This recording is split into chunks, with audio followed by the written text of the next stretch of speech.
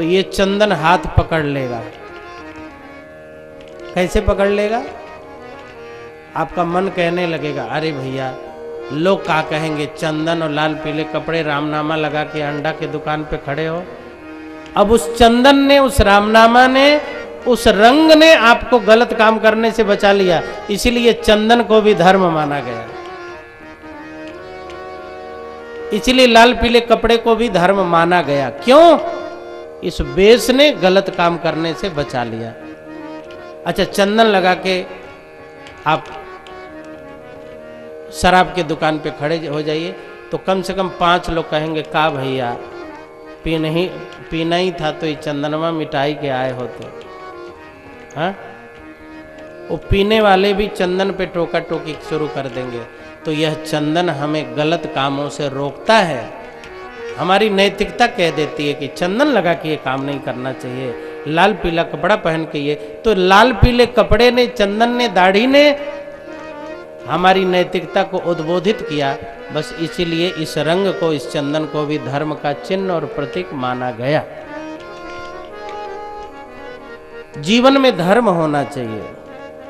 धर्म की स्थापना के लिए भगवान आते हैं। धर्म 2 प्रकार का है, लोक धर्म और पारलौकिक धर्म। इस संसार में व्यवस्थित रूप से जीने के लिए जिस नियम का हम पालन करते हैं उसी को लोक धर्म कहते हैं। जैसे पिता ने हमारा पालन किया, पिता का हम आदर करें, ये लोक धर्म है। माँ ने हमें जन्म दिया, हमें दूध पिलाया, हमारी गंदगियों को साफ किया, माँ के बुढ़ापा में सहारा देना, गंगा नहलवाना, उसे प्यास लगे तो पिलाना, उसकी दवा कराना, उसे भागवत सुनवाना, उसके सुख दुख को समझना, यह हमारा लोक धर्म है। यह लोक धर्म कभी कभी हमें भ्रमित भी कर देता है। इसी लोक धर्म के कारण अर्जुन युद्ध करने को तैयार नहीं थे। इसी लोक धर्म के कारण प्रहलाद इतने दिन हिरण्यकश्यप से पिटाई खाते रहे, किंतु प्रहलाद अपने पिता का कभी भी प्रतिकार नहीं कर पा रहे थे। इसी लोक धर्म के कारण मीरा के परिवार वाले मीरा को इतना सताते थे, किंतु मीरा अपने परिवार को छोड़ नहीं पाती थी। लोक धर्म।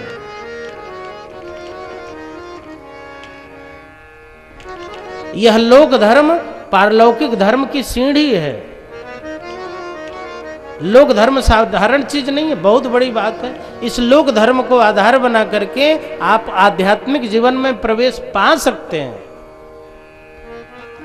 लोक धर्म का बड़ा प्रभाव है, किंतु ध्यान रखिएगा लोक धर्म के कारण कहीं उलझन में न फंस जाइएगा, क्योंकि लोक धर्म का आधार शरीर है। जब हमारा शरीर है तो हमारी माँ भी होगी, हमारे पिता भी होंगे, हमारे रिश्तेदार भी होंगे। किंतु ध्यान रखिएगा शरीर नाशवान है तो रिश्ते भी नाशवान हैं। नाशवान शरीर, नाशवान रिश्तों के प्रति हम कितने ईमानदार हो सकते हैं? जब तक शरीर है तभी तक तो। लेकिन ध्यान रखिएगा लोक धर्म का आदर करते करते, लोक धर्म सीढ़ी है और पारलौकिक धर्म छत है। सीढ़ियों से चल के छत पर पहुंचना है, यह ध्यान बना रहे। लोक धर्म को आधार बना करके हमें भगवान तक पहुंचना है। पत्नी को सहायिका बनाइए, पत्नी पति को सहायक बनाए, बच्चों को सहायक बनाइए। पूजा करने आप बैठे हैं, सारे बच्चे संभाल रहे हैं, तो ये बच्चे सहायक हैं कि नहीं आपके धर्म में, आपकी कथा में?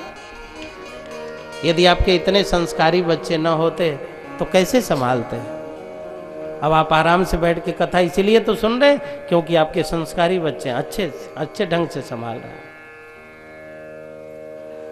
पांडे जी, हमारे डांटने से बच्चों को हम कभी बोल दें ना कि हल्ला बहुत करते चुप रहो, तो आप घबराइएगा नहीं, हम लोग ऐसे फुफकारते रहते हैं। अच्छा, सांप डसे न तो का फुफकारना भी बंद कर दे? सांप न फुफकारे तो सांप को कोई सांप मानेगा? हाँ, हम लोग फुफकारते जरूरी भी है नहीं, लेकिन कितने अच्छे बच्चे हैं, आप निश्चिंत होके सुन रहे हैं। हाँ, 2-3 साल पहले बोधे जी अपने घर कथा कराए, बाबूजी बैठे हैं, हम कहे बाबूजी ठीक, अरे महाराज जी हमारे बच्चे सब संभाल रहे हैं, निर्मला बहन जी, बोधे जी, हमका कौन चिंता है? ये भगवान की कृपा है कि नहीं? यह लोक धर्म कितना अच्छा है कि एक व्यक्ति अपने बच्चों के सहारे से भगवान का स्मरण कर रहा है, यही लोक धर्म आदरणीय है। लेकिन ध्यान रखिएगा, यह आसक्ति का कारण न बने, क्योंकि इस लोक धर्म का आधार शरीर है, और जब शरीर नाशवान है तो यह लोक धर्म भी नाशवान है। किंतु इस लोक धर्म से भगवान मिले हैं। एक भक्त थे पुंडरीक, पंढरपुर महाराष्ट्र गए, महाराष्ट्र में पंढरपुर, तो भक्त पुंडरीक अपने माता पिता की सेवा करते थे। ठंडी के दिनों में गुनगुने पानी से नहलाते थे।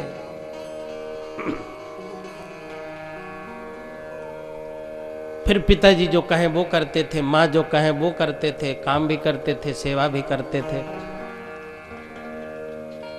तो भगवान ने सुना कि एक भक्त है अपने माता पिता का बहुत सेवा करता है, तो भगवान सोचने लगे तब तो हमारा स्टाफ है वो। किसी ने कहा कैसे? भगवान कहने लगे हम भी माता पिता के कारण वन में चले गए खुशी खुशी, अब वो भी अपने माता पिता की सेवा कर रहा है, तो हमारा विभागी आदमी हो गया कि नहीं? लेकिन हम तो भगवान थे, अब वो तो मनुष्य है, आदमी है। भगवान ने धर्म का निर्वाह किया, लेकिन मनुष्य जो थोड़े से सुख दुख में सुखी दुखी हो जाता है, एक मच्छर काट ले तो हालत खराब हो जाता है, एक रसगुल्ला खा के खुश हो जाता है, ऐसे थोड़े से सुखी दुखी होने वाले व्यक्ति अपने माता पिता की कैसे सेवा कर पा रहे हैं? जरा चल के देखो तो भगवान भक्त पुंडरीक से मिलने गए, तो उस समय अपनी माँ को नहलवा रहे थे। तो भगवान बोले भैया पुंडरीक, तो अंदर से पुंडरीक ने कहा कहिए कौन? तो प्रभु बोले मैं भगवान हूं। तो पुंडरीक ने कहा आहा पिताजी परमात्मा आ गए हैं, माँ भगवान आ गए हैं। माता पिता ने कहा जाके मिल लो। तो पुंडरीक ने कहा आपकी सेवा के कारण ही तो वो मिले हैं, आपकी सेवा करता रहूंगा तो वो फिर मिलने आएंगे, लेकिन सेवा बिना किए कैसे मिलने चला जाऊं? जिस सेवा से साधना से वो हमसे मिलने आए हैं, उस आधार को कैसे बंद कर दूं? माता पिता ने कहा बेटा तो बैठने को तो कुछ दो। तो पुंडरीक ने कहा मेरे पास तो कुछ है ही नहीं, दूं क्या? तो पुंडरीक ने एक पत्थर ऐसे फेंक दिया, प्रभु इसी पर बैठ जाइए। आप पंढरपुर में जाइए, भगवान उस पत्थर पर ही खड़े हैं आज भी, और प्रतीक्षा कर रहे हैं कि भक्त बाहर निकले और मैं उससे एक बार दर्शन तो कर लूं। पंढरपुर कभी जाइएगा। मैं एक बार तमिलनाडु में सेलम है, जहाँ रेशमी कपड़े और साबूदाना बनते हैं, फलाहारी साबूदाना, तो उधर गया था। तो एक भक्त थे इचल करंजी के, उन्होंने कहा महाराज जी चलिए, तो हम लोग गए थे। पत्थर पर आज भी भगवान खड़े हैं, माता पिता की सेवा के कारण भगवान। और श्रवण कुमार अपने माता पिता को लेकर तीर्थ यात्रा में जा रहे थे। जब श्रवण क्षेत्र पहुंचे, अभी हमारी वहां कथा हुई, अभी इसके पहले, तो तमसा नदी के तट पर जब श्रवण कुमार अपने माता पिता को लेके गए और दशरथ जी महाराज ने शब्द वेदी बाण मार दिया, तो श्रवण कुमार के माता पिता ने श्राप दे दिया। किसको श्राप दिया मालूम? भगवान के बाप को श्राप दे दिया। लोक धर्म के पालन करने वाले को इतनी क्षमता मिल गई कि वो भगवान के बाप को भी श्राप दे सकता है।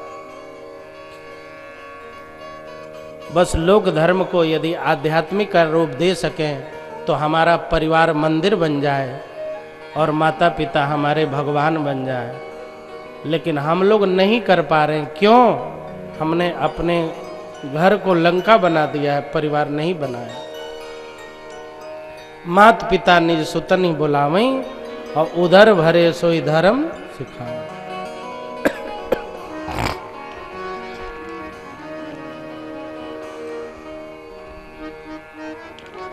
धर्म का आश्रय जरूर रखना चाहिए, धर्म हमारी रक्षा करता है।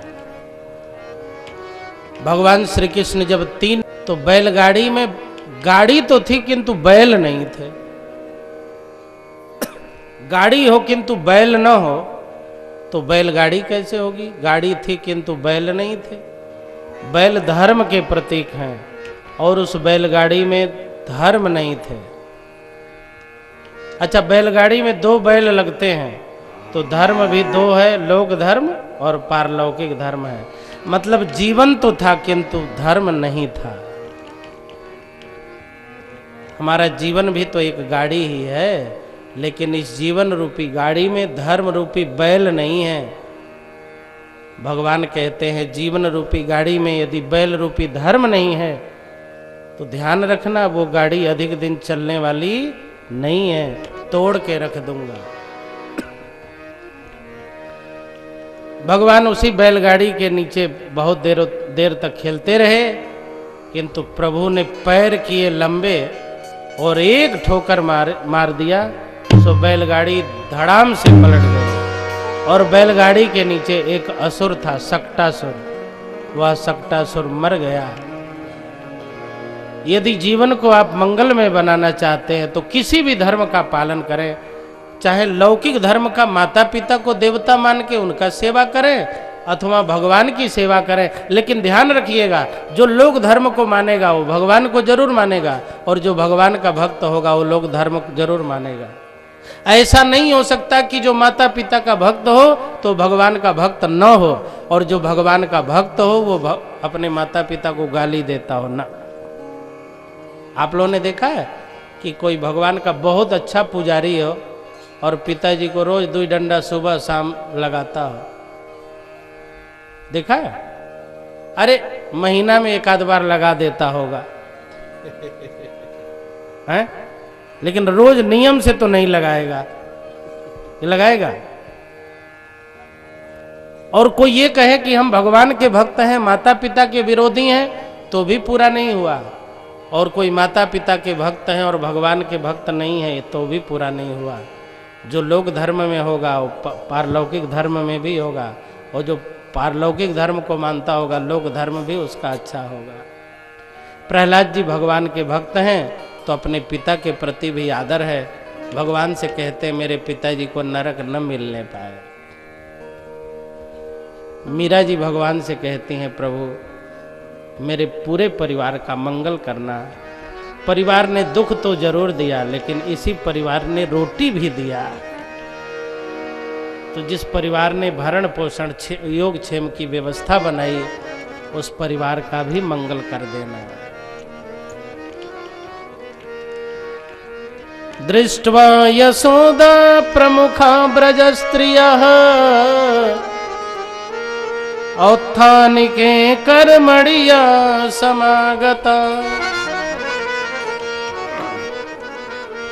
नंदादयश्चाद्भुत दर्शनाकुला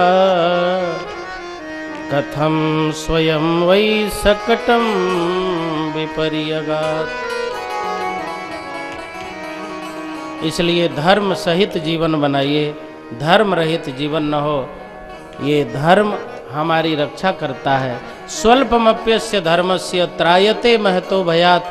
थोड़ा भी धर्म होगा तो गाढ़े समय में हमारी रक्षा करेगा, कष्ट के समय हमारी रक्षा करेगा। जब द्रौपदी की साड़ी खींची जा रही थी, द्रौपदी की साड़ी जब खींची जा रही थी तो सभी लोग कह रहे थे भगवान ने साड़ी बढ़ाई है, किंतु भगवान कृष्ण से जब द्रौपदी ने कहा आपने साड़ी दी, भगवान ने कहा देवी इस संसार में कोई किसी को देता लेता नहीं है, हर व्यक्ति अपना दिया ही पाता है। द्रौपदी ने कहा तो इतनी साड़ी मैंने तो कभी नहीं दी, मैंने इतनी साड़ी दान दिया ही नहीं, तो फिर इतनी साड़ी कहाँ से आई? भगवान बोले बस यही बात है कि कोई 1 बित्ता साड़ी देगा तो मैं 9 बित्ता दूंगा, लेकिन जो दिया होगा उसी को मिलेगा। उस 1 बित्ते को 9 बित्ता करने का मेरा अधिकार है। मैं खींच के उसे लंबा कर दूंगा, ईस्ट इंडिया कंपनी शरीक है। लेकिन ध्यान रखना 1 बित्ता देना ताकि हम तुम्हारे 1 बित्ता को 9 बित्ता कर सकें। लेकिन 1 बित्ता नहीं दोगे तो मैं 9 बित्ता कैसे तुम्हें दे पाऊंगा? द्रौपदी ने कहा मैं दे दिया। भगवान कहने लगे एक बार मेरी अंगुली में चोट लग गई तो मेरे बच्चे, मेरे मंत्री, मेरे परिवार के लोग सब लोग दौड़े, चलो वैद्य जी को बुलाया जाए। वैद्य जी मिल ही नहीं रहे, उसी भीड़ में पता नहीं कहाँ खो गए हैं। भगवान की उंगली से खून बह रहा था। अच्छा, एक काम में एक ही व्यक्ति की जिम्मेदारी देनी चाहिए। एक काम में 10 लोग लग जाएं तो काम का सत्यानाश, एक काम में 100 लोग लग जाएं किंतु जिम्मेदारी एक की हो। अब पूरी भीड़ दौड़ रही है, वैद्य जी कहाँ है, वैद्य जी कहाँ है, भीड़ में पता ही नहीं चल रहा, खून बह रहा है। द्रौपदी को पता चला तो द्रौपदी दौड़ के आई, कहने लगी भैया जी उंगली में से खून बह रहा है, अभी तक पट्टी क्यों नहीं बांधी गई? तो भगवान ने कहा वैद्य जी जब पट्टी लेके आएंगे तब तो बांधी जाएगी। तो द्रौपदी ने कहा यदि वैद्य जी न मिले तो क्या ऐसे खून बहता रहेगा? तो भगवान बोले तो विकल्प क्या है, पट्टी नहीं आएगी तो कहाँ से पट्टी बांध दी जाए? तो द्रौपदी ने विकल्प दे दिया, कहा तो मेरी साड़ी किस दिन काम आएगी, मेरी इन साड़ियों की भी तो पट्टी बन सकती है ना। भगवान ने कहा द्रौपदी मेरी इतनी पत्नियां हैं, इतने बच्चे हैं, सारे लोग हैं, सब कपड़े पहने हैं, किंतु साड़ी फाड़ने का विकल्प तुमने खड़ा किया। तो ध्यान रखना किसी दिन तुम्हें भी साड़ी जरूरत पड़ेगी, कपड़े जरूरत पड़ेंगे, तो श्री कृष्ण भी तुम्हारे लिए विकल्प लेकर के हाजिर रहेंगे। न जाने इस दुनिया में कितने लोगों को कपड़े की जरूरत पड़ी, लेकिन साड़ी तो केवल द्रौपदी पा सकी, क्योंकि द्रौपदी ने भी दिया था। न जाने कितने दुखी लोग परमात्मा को पुकारते हैं लेकिन नहीं मिलता है, किंतु गजेंद्र को मिला, क्योंकि गजेंद्र ने पूर्व जन्म में दिया था तो वर्तमान जन्म में पाने का अधिकारी बना।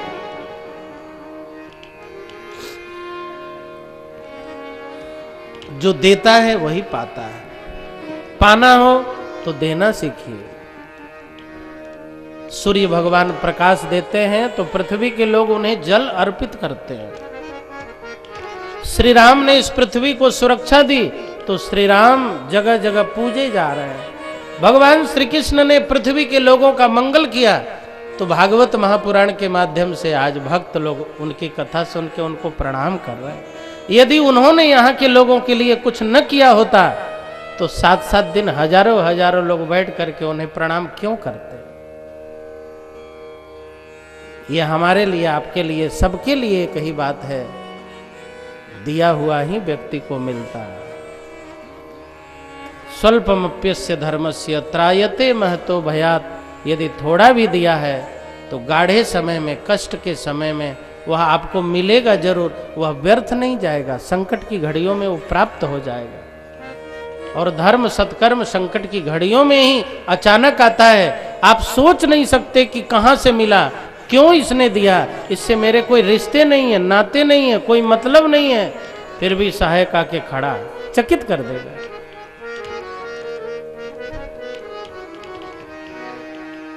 भगवान श्री कृष्ण धीरे धीरे बड़े हुए,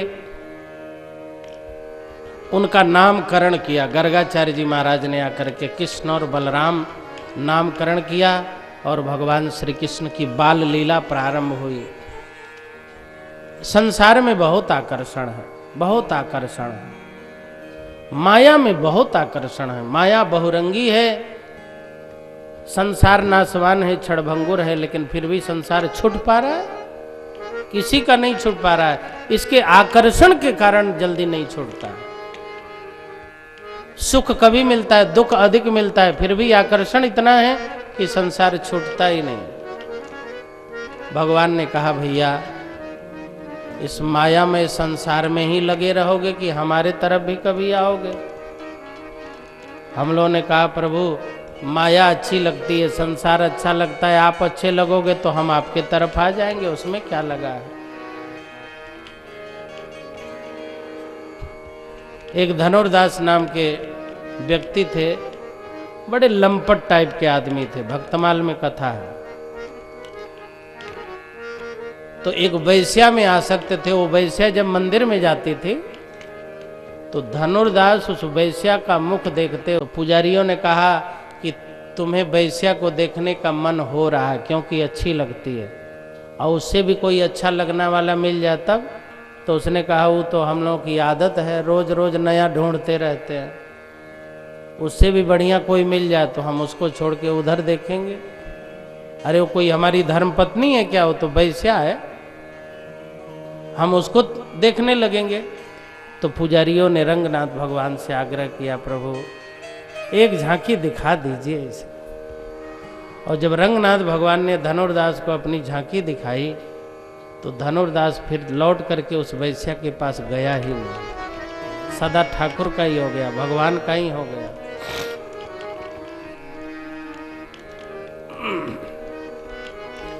भगवान कहते हैं मेरे तरफ देखो, हम लोग कहते हैं संसार अच्छा लग रहा है, माया अच्छी लग रही है।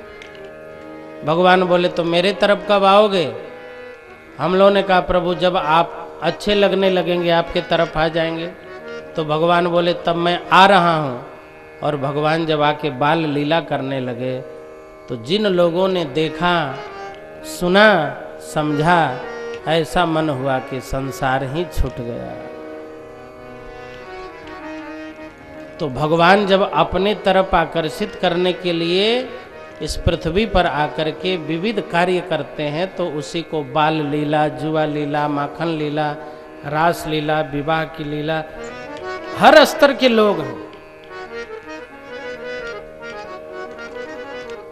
भगवान ने कहा जो जिस स्तर का होगा उसके सामने वैसे ही मैं लीला करूंगा। तो भगवान आकर के बाल लीला कर रहे हैं। बाल लीला के प्रति बड़ों को आकर्षण नहीं होता है, बच्चों को आकर्षण होता है। बच्चे बच्चे में घुल मिल जाते हैं। तो भगवान ने सोचा सबसे पहले मैं बच्चों का सुधार करूं, पृथ्वी के जो बच्चे हैं उनका मंगल करूं, मंगल विधान करूं।